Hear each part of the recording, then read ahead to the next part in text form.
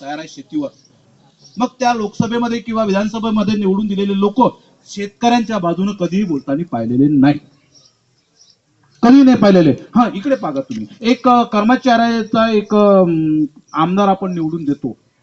तो कर्मचाऱ्याचा आमदार आमच्या कर्मचाऱ्याचं बेसिक कसं वाढ याच्यासाठी रात्र दिवस झगडतो आणि तो त्याचं बेसिक वाढवून घेतो, त्याचा भत्ता वाढवून घेतो.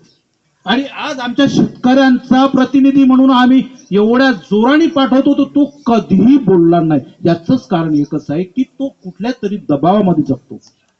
त्याला फक्त आमदार म्हणून किंवा खासदार म्हणून निवडून जायचं आहे. शेतकऱ्यांचं काही देणं घेणं नाही. आम्ही शेतकऱ्यांची जात ही प्रामाणिक आहो आणि प्रामाणिक राहू. आम्हाला कोणाकडून तरी बरं व्हायचं आहे. तर ती वेळ आमची जवळपास 37 आत्महत्या झालेल्या आहेत. 37 वर आता 38 वेळची आम्ही वाट पाहतो. आमच्या गावातला कोण नाही, मेल्याशिवाय राहणार नाही. आम्ही त्याची संख्या वाढू, आत्महत्येची पक्का. कोणीच रुखवणार नाही आमच्या गावातली आत्महत्या किंवा इतर गावातली. आम्ही त्याचं पर्सेंटेज सरकारला वाढून देऊ आणि आम्हाला मरायचंच आहे. अरे जेव्हा मरण्यामध्ये आम्हाला समाधान मिळते तर जगण्याचा अर्थ काय? आचार्यजी, मी तुम्हाला विनंती करतो, तुम्ही आमच्यासाठी काय करा, काय करता, तुमच्या पाठीशी आम्ही सर्व गाव येतो. फक्त शेतकऱ्यांच्या बाजूने काय करता आम्हाला करून खरंच दाखवा. देश विदेशामध्ये मिटिंगी होतात, त्या मिटिंग मध्ये या देशाची अवस्था टाका. भारत सरकार काहीच करू शकत नाही, कारण जिथे त्यांना एका 5 वर्षामध्ये 3 मजली 4 मजली बिल्डिंग पाहिजे, यवतमाळमध्ये बॉम्बेमध्ये 2 बिल्डिंग पाहिजे, सगळं स्टँडर्ड पाहिजे, तर तो शेतकऱ्यांसाठी काय करू शकते? नाही करू शकत. तुम्ही जागतिक लेवलवर हा प्रश्न मांडा.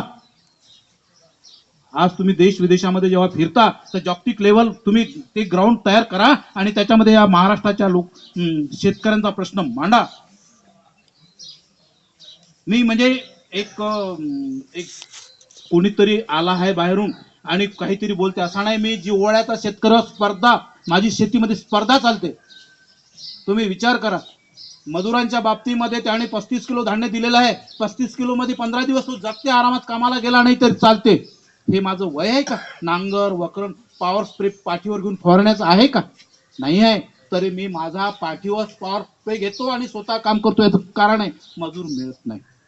मजूर मिळत नाही, वेळ गेली तर किडे वाढते, शेती डुबली. सरकारने या समस्येला जाणून घेतलेलं नाहीये. फक्त सरकार नावाची गोष्ट आहे, पण जाणून घेण्याची त्यांच्यामध्ये ताकद नाही आहे आणि ती ताकद त्यांच्यापर्यंत कोणी पोहोचवली नाही. मी तर या मताचा माणूस आहोत. त्याची तुमच्यासोबत मी 100 दिवस मरेपर्यंत उपोषणाला बसतो. तुम्ही फक्त मला सांगा का या समस्येवर तुम्ही उपोषणाला बसण्यास तयार आहे. काय करता इथं जगून? काहीच नाही, काहीच फायदा होणार नाही या शेतकऱ्यांचा. हा, मी एक सांगतो, कारमोरे साहेब, शेंडे साहेब, हे तुमच्या समोर स्टँड का दिसतात?